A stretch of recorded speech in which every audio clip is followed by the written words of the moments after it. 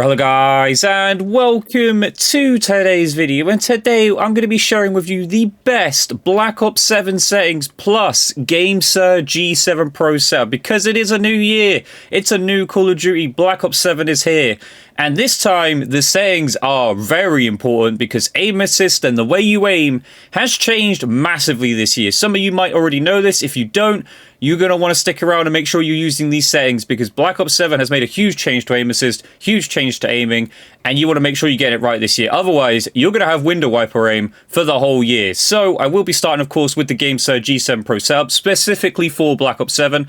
But if you don't care about the G7 Pro settings or don't need it, of course, if you're on a PlayStation, etc., then feel free to skip. There will be timestamps down below to take you to those all important Black Ops 7 settings. That'll be your Black Ops 7 controller settings, graphic settings, aim assist, your vertical sensitivity, horizontal sensitivity, everything that you're going to need this year in order to thrive here in Black Ops 7. But let's start with the GameSir G7 Pro, of course, and we will go to the important part, which is the button mapping. As you can see, everything stays the same. RB is RB, LB is LB, Y is Y, B is B, etc, etc. The only thing that is active and work on this controller that I've changed, R4, which is a paddle down here, is set and activated to A. Every other paddle either has nothing mapped to it or is not actually activated for me on the GameSir G7 Pro. And of course, with the settings that I will be sharing with you in Black Ops 7, the A button there is mapped to jumping, which is still somewhat useful in Black Ops 7, but not over the top useful. Like, it's not like bunny hopping is crazy at the moment. That could change, of course. Black Ops 7 is fresh out. We might get some changes to. So, for instance, the aim assist. Some people are complaining about it, which I'll even share my thoughts about that in this video. But yeah, so the jumping is still there, you still want to use it, but it's not overly important, but I've got it there anyway, just so I'm not taking my finger off of the thumbstick to go and hit the jump button, of course. But moving on, the sticks, these are super important. If you want to make sure you're aiming right in Black Ops 7, these are very important, so make sure you're paying attention. Left stick, we've got it on 0 and 100, and again, anti-dead zone 0 and 100. The curve adjustment we've left alone, but change your stick trajectory to raw. The reason for this being, as soon as you touch the thumbstick, it will recognize your movement. It will recognize exactly where you want to go. If you want to go right to left really quick, it will recognize it absolutely instantly. So definitely have it set to raw, and then right stick, you're going to find the same, but this one's a little bit different. We've had to play around with this because you can see the output and input box up there. You might recognize that sort of graph. That is kind of built like dynamic, which I know is in Black Ops 7 again, but I have built it directly into the GameSir G7 Pro controller, and I found massive success with this and have yet to change this since then.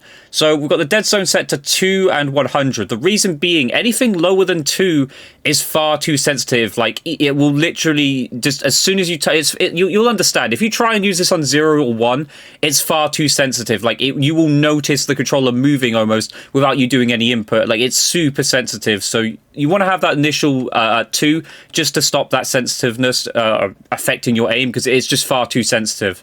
But anti-dead zone we do have at 0 100 as well, and then the curve adjustment. So this is the part that's important. Set it to the third option, and then I've got it set to 80. That's the magic number that I found. If you want to play around with it, then feel free to do so. As you can see, when you do this, it'll adjust the curve there.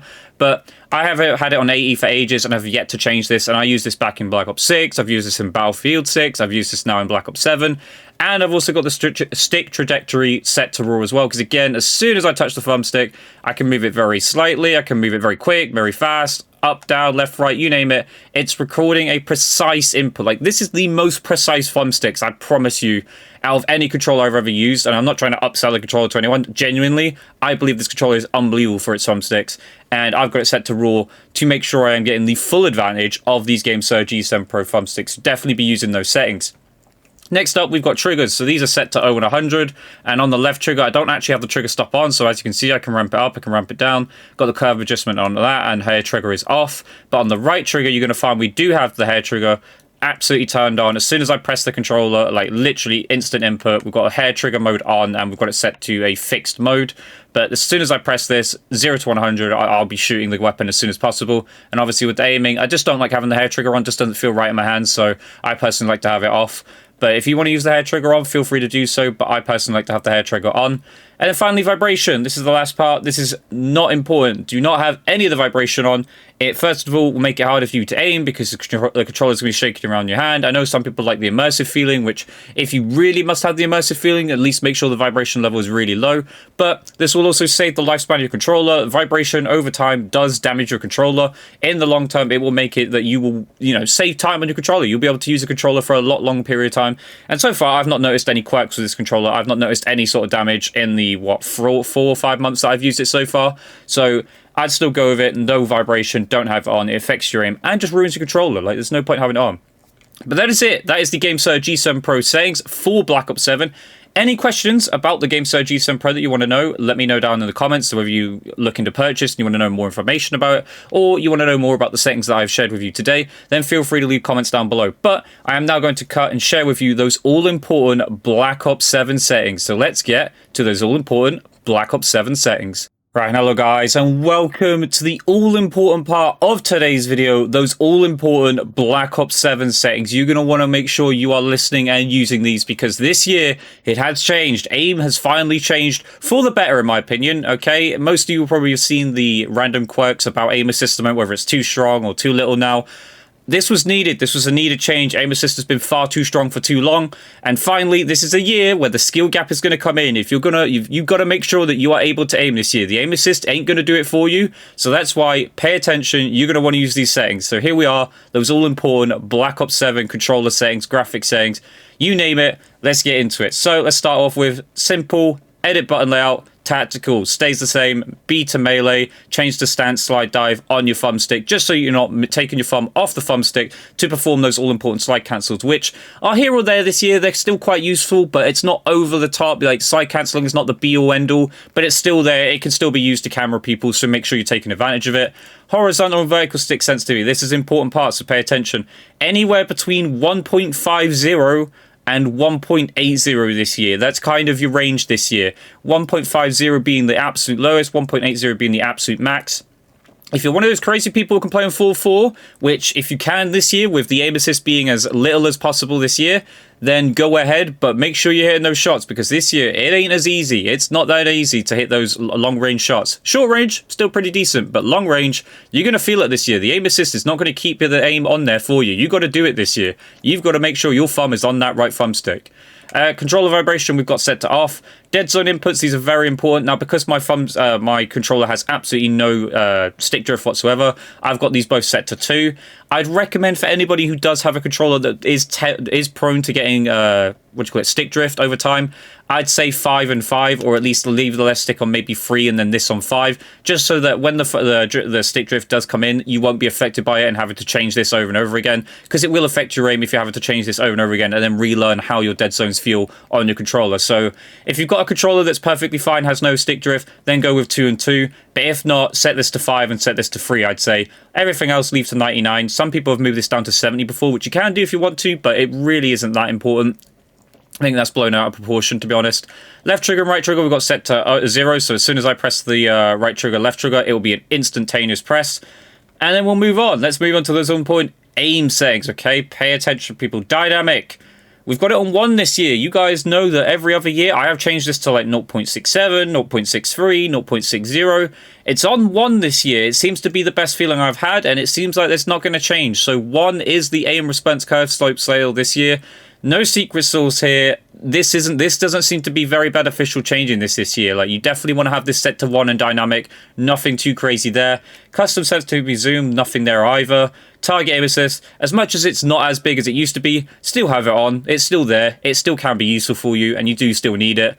Movement. This year, sprint assist. I normally have this off. This year, you're going to want to have this on, because for some reason, when you don't have this on, your movement is so restricted. Like, it feels so restricted. You do not want to have this off this year.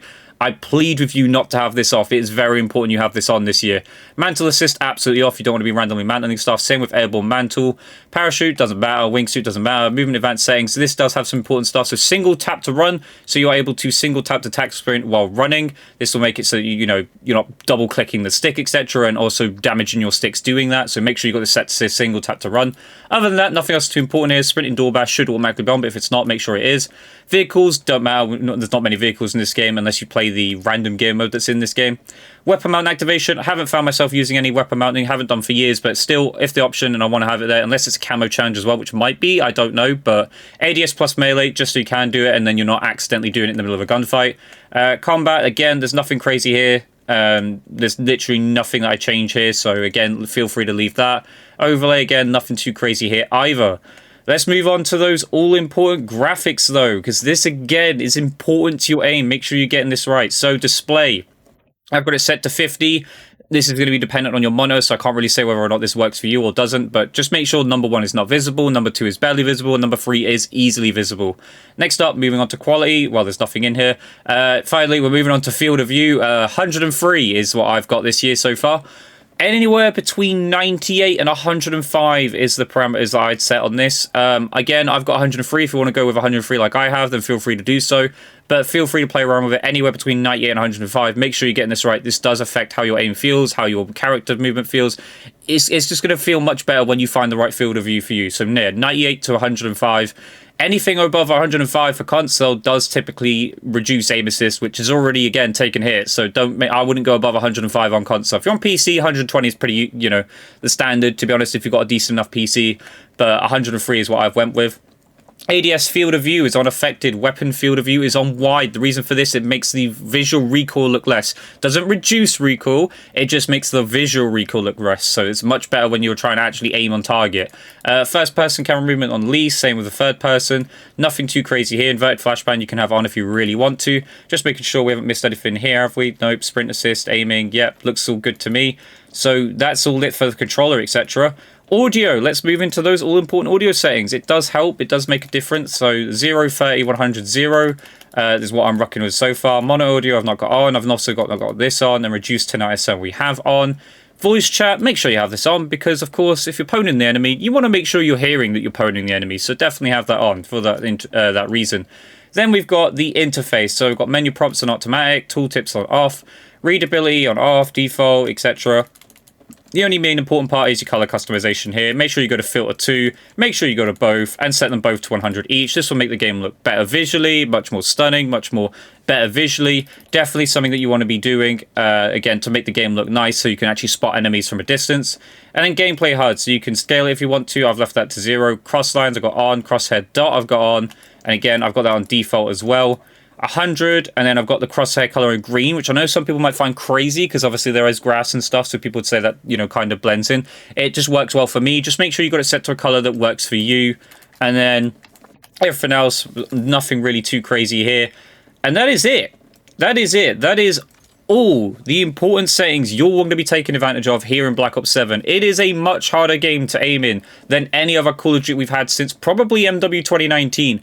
And I'm going to say I welcome this, because I said for years that aim assist has been broken for years. Finally, it has been nerfed, and now nobody is going to be relying on the aim assist. It's going to be there to still help you a little bit, but it's not going to be all the end all to help you in those gunfights. Basically, my settings have been made to make sure that you stay on target, not just initially get on target, because I think that's what most people are doing. Most people years before would make it so they could just initially get on target because the aim assist would do it all for you. Now, you want to make sure you're staying on target. So let me know down below if any of that needs explaining to you. If you have any questions or want to know more or need help with your settings, let me know in the comments down below. I will happily help you guys out as best as I possibly can. But I hope you guys enjoyed today's video. Have a blast playing Black Ops 7. I am so far.